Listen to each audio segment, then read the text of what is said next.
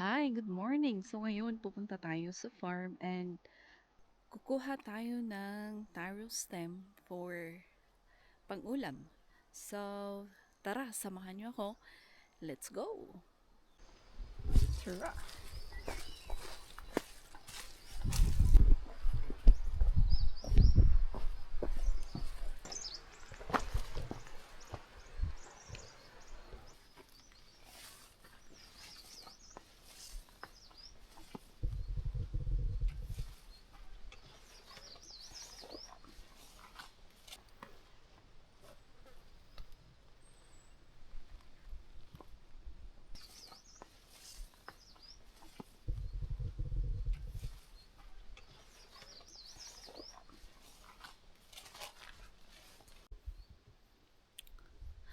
Ayan, so andito na tayo dito sa may taniman ng taro. Yan. So kung makikita nyo sa aking likuran, mga gabi po yan o tinatawag nating taro. Yung iba, tawag nila is taro.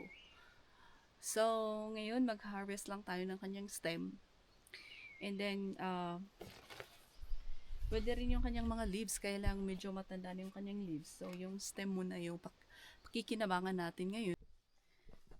So, sa pagkuha po ng kanyang stem, yung tatanggalin lang natin is yung mga ito.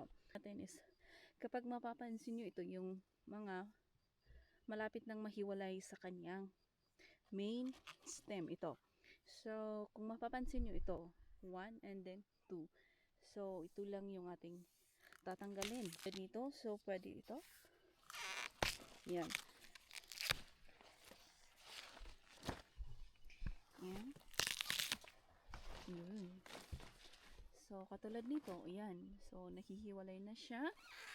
Pwede nang tanggalin. Yan.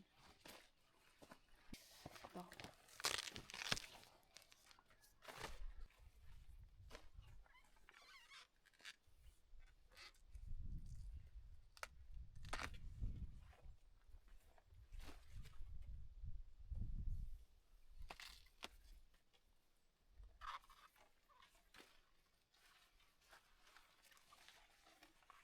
Yan.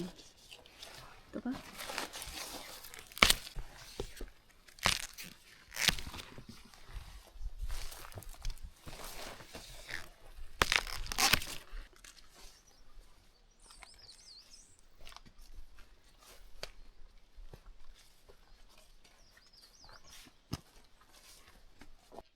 So, yan. So, ito na yung ating na-harvest na taro.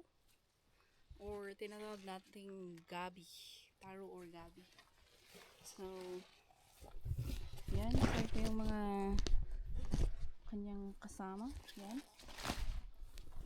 So, yan po yung ating harvest for today. Okay, so ito na yung na-harvest na natin na taro leaves. So, gagawin natin, lilinisan na natin siya para pag uwi na natin, hindi na siya dobleng lilinisan pa. So, yan. So, ito. Tatanggalin na natin ito. Kasi kapag i-dry natin na to, hindi na siya maganda. Dami na niyang mga marks. So, hindi na rin siya okay. Tapos, matigas na siya. So, ganito lang. Ayan. So, like this.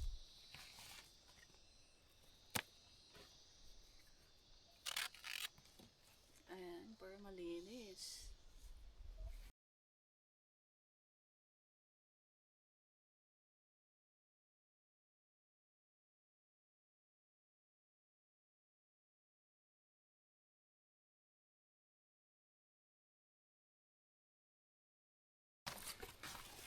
So, ayan. So, ito na yung ating harvest.